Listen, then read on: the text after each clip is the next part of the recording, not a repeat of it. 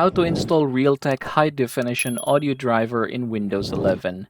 Now, in order for us to get this done, I want you to go ahead and open any browser of your choice. In my case, Chrome. Now, I'm just going to go ahead and type it here, and then you're just going to download the first option here. This is from Intel. You're going to click it, and then there is an option for you to download it here. So go ahead and click that one and just accept the terms.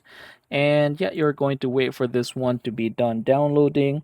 Now go ahead and click show in folder, and then you can go ahead and basically extract this one in here. Alright, so extraction is done. Go ahead and click that one, and then I want you to go ahead and look for the setup.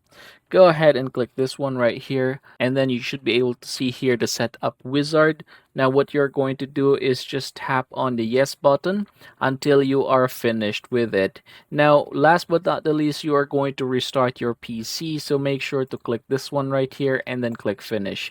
After doing so, you should be able to install the Realtek audio driver in your PC.